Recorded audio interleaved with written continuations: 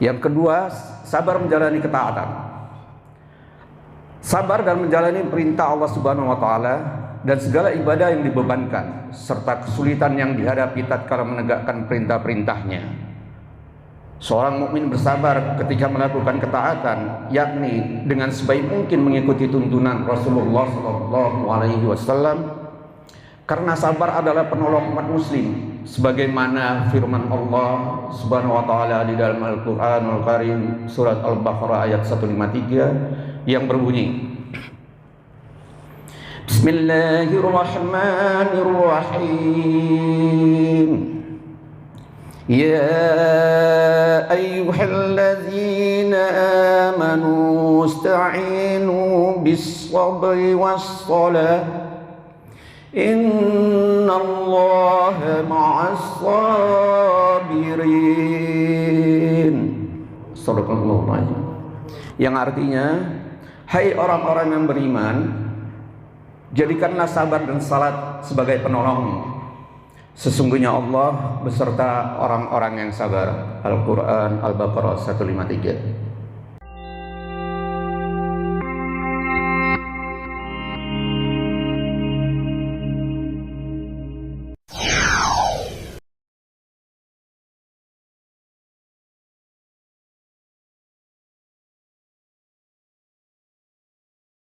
Assalamualaikum warahmatullahi wabarakatuh. Alhamdulillahirabbil alamin, wassalatu wassalamu ala sayyidina Muhammadin wa ala alihi washabihi ajmain. Rabbi ishrah li sadri wa yassir li amri wahlul 'uqdatam min lisani yafqahu qawli. Amma ba'du. Puji syukur kehadirat Allah Subhanahu wa taala yang telah memberi kita kesehatan, kesempatan untuk dapat berkumpul melaksanakan sholat subuh berjamaah yang dirangkaikan dengan kultum. Sebenarnya kultum itu kurang Pak, saya belasan menit biasanya. Saya udah coba 17 ya Pak ya. Ya insya Allah. Kemudian selawat dan salam kepada junjungan Rasulullah SAW beserta keluarganya, beserta sahabatnya, beserta tabi'in. Semoga kelak kita mendapat rahmat di yaumil mahsyar dari mereka-mereka. Amin. Untuk mempersingkat waktu,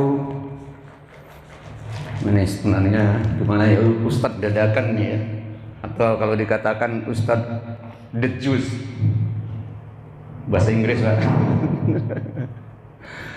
The juice dari jemaah untuk jemaah. Saya tampilkan dengan judul sabar. Baiklah, untuk mempersingkat waktu, kita mulai.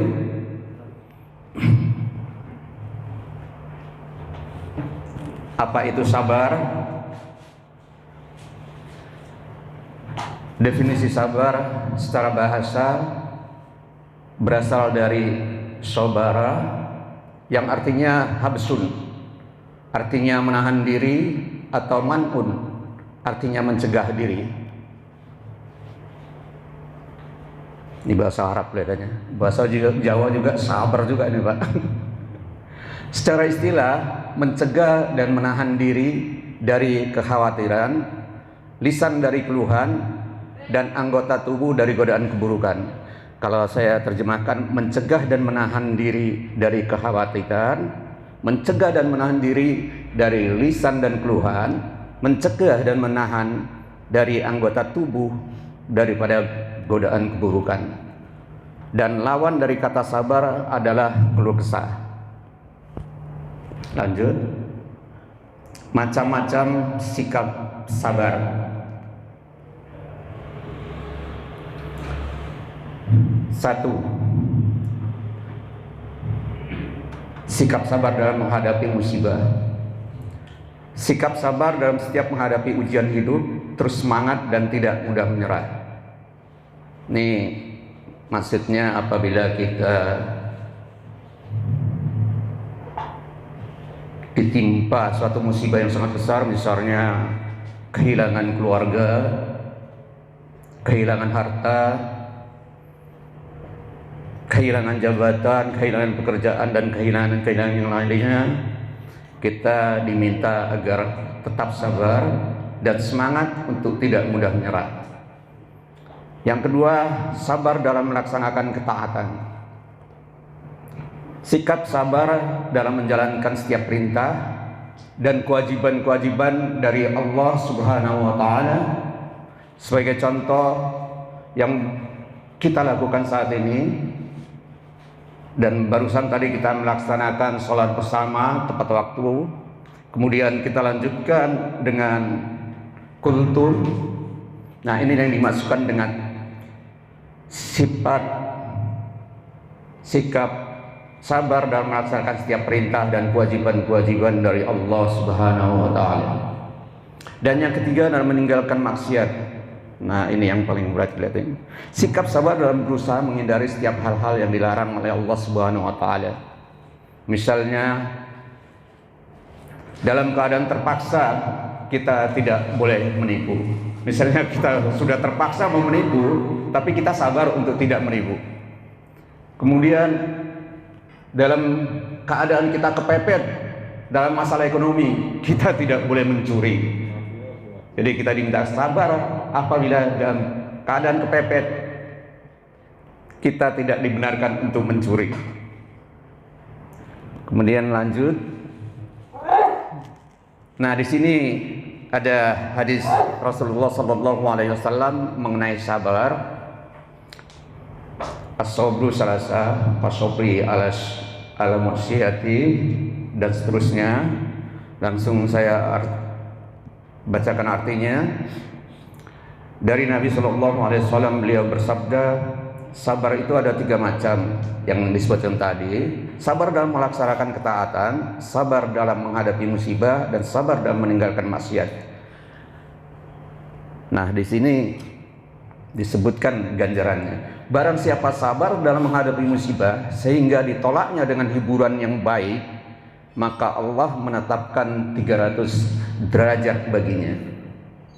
Kemudian barang siapa sabar dalam melaksanakan ketaatan, maka Allah menetapkan 600 derajat baginya. Dan kemudian, nah kelihatannya semakin besar nilainya nih, semakin berat tantangan terhadap sabar nih. Barang siapa sabar dalam meninggalkan maksiat, maka Allah menetapkan 900 derajat baginya. Oke, lanjut. Kedua, sabar menjalani ketaatan. Maaf. Yang pertama, sabar menghadapi musibah. Seperti yang telah diketahui sebagai umat muslim, takdir Allah ada 2 macam, yaitu takdir yang menyenangkan dan tidak menyenangkan atau musibah. Bagi siapapun yang mendapat takdir baik, maka hendaklah bersyukur. Tapi bagi yang sedang menghadapi musibah, maka hendaklah dia bersabar. Nasihat bersabar dari Rasulullah SAW saat menghadapi musibah dapat dipelajari dari hadis yang diriwayatkan oleh Anas bin Malik. Beliau berkata, Maron Nabi SAW, dan seterusnya, yang artinya Nabi SAW pernah melewati seorang wanita yang sedang menangis di sisi kuburan. Lalu beliau SAW bersabda, bertakwalah pada Allah dan bersabarlah. Kemudian wanita itu berkata, menjauhlah dariku, sesungguhnya engkau belum pernah merasakan musibahku dan belum mengetahuinya. Kemudian ada seseorang mengatakan pada wanita itu bahwa orang yang berkata tadi adalah Rasulullah SAW. Dan kemudian wanita tersebut mendatangi pintu rumah Rasulullah SAW. Kemudian dia tidak mendapati seseorang yang menghalangi dia masuk pada rumah Rasulullah SAW. Artinya bludus saja begitu, Pak. Kemudian wanita itu berkata, aku belum mengenalmu. Lalu Rasulullah SAW bersabda, sesungguhnya namanya sabar adalah ketika di awal musibah. Hadis rawahu Bukhari. Jadi kaset istilahnya, sampai di kuburan wanita tersebut masih tidak sabar juga menangis kehilangan keluarganya, sehingga Rasul mengucapkan sesungguhnya namanya sabar adalah ketika di awal musibah. Beginilah pentingnya sabar. Lanjut. Yang kedua, sabar menjalani ketaatan. Sabar dan menjalani perintah Allah Subhanahu wa taala dan segala ibadah yang dibebankan serta kesulitan yang dihadapi tatkala menegakkan perintah-perintahnya. Seorang mukmin bersabar ketika melakukan ketaatan, yakni dengan sebaik mungkin mengikuti tuntunan Rasulullah SAW, karena sabar adalah penolong umat muslim, sebagaimana firman Allah Subhanahu wa taala di dalam Al-Qur'anul Karim surat Al-Baqarah ayat 153 yang berbunyi, Bismillahirrahmanirrahim. Ya ayyuhalladzina amanu ista'inu bis-sabri was-salah innallaha ma'as-sabirin. Shadaqallahu alazim. Yang artinya, hai orang-orang yang beriman, jadikanlah sabar dan salat sebagai penolong. Sesungguhnya Allah beserta orang-orang yang sabar. Al-Quran Al-Baqarah 153. Lanjut. Yang ketiga, sabar meninggalkan maksiat.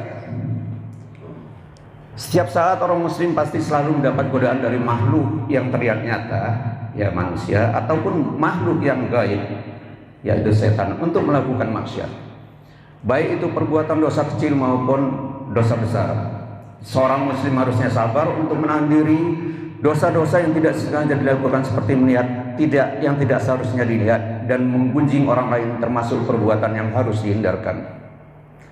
Sebaiknya berperilakulah selayaknya yang diperintahkan oleh Allah Subhanahu wa taala, sebab balasan dari Allah tidak mungkin ingkar, seperti firman Allah dalam Al-Quran surat Az-Zumar ayat 10 yang berbunyi sebagai berikut. Bismillahirrahmanirrahim. Qul ya ibadilladzina amanu taqu rabbakum lilladzina hasanu fi hadhihi dunya hasanah wa ardullahi wasi'ah innama yuwaffas sabiruna ajrahum bighairi hisab. Yang artinya, katakanlah hai hamba-hambaku yang beriman, bertakwalah kepada Tuhanmu. Orang-orang yang berbuat baik di dunia ini memperoleh kebaikan, dan bumi Allah itu adalah luas. Sesungguhnya hanya orang-orang yang bersabarlah yang dicukupkan pahala mereka tanpa batas. Quran surat Az-Zumar 10. Lanjut. Kenapa kita harus bersabar? Karena satu, sabar merupakan perbuatan yang mulia. Kemudian sabar mendapatkan pahala tanpa batas. Yang ketiga, dengan sabar mendapatkan hikmah. Kemudian yang keempat, dengan sabar kita mendapatkan pertolongan dari Allah Subhanahu wa taala. Lanjut. Batasan sikap sabar. Batasan sikap sabar terdapat kategori sabar menurut hukumnya, yaitu sabar wajib, sunnah, dan haram. Ini kita temukan di kitab yang dikarang oleh Al-Ghazali. Sabar wajib adalah sabar dalam menahan diri dari segala hal yang dilarang dalam syariat, seperti yang disebutkan terdahulu tadi. Kemudian sabar sunnah merupakan sabar dalam menahan diri dari sesuatu yang makruh. Misalnya makan jengkol kali ya, kalau kita bisa menghindarkan maka ini termasuk sabar. Kemudian merokok juga, yang menurut sebagian imam ada yang menyatakan haram dan juga ada yang menyatakan makruh. Apabila kita dapat meninggalkannya, ini termasuk sabar sunnah, sehingga kita dapat pahala jika meninggalkan dan tidak berdosa jika kita melaksanakan. Kemudian yang terakhir, sabar haram adalah sabar menahan diri dari sesuatu yang membahayakan, seperti menahan diri dan tidak melakukan hal apapun ketika melihat seseorang disakiti atau diserang. Apabila saat kita ketemu orang tua yang memukuli anaknya, kalau kita biarkan, kita sabar, nah ini jadi haram, jadi berdosa kita tidak melerai orang tua yang memukulannya. Atau ya yang lebih ekstrim ya sekarang, jika agama kita diobok-obok, kita diam, kita tidak melarang, juga ini termasuk sabar haram. Ya, diam dalam arti kata, apabila kita tidak melakukan dengan kekuatan, maka kita lakukan dengan kata-kata.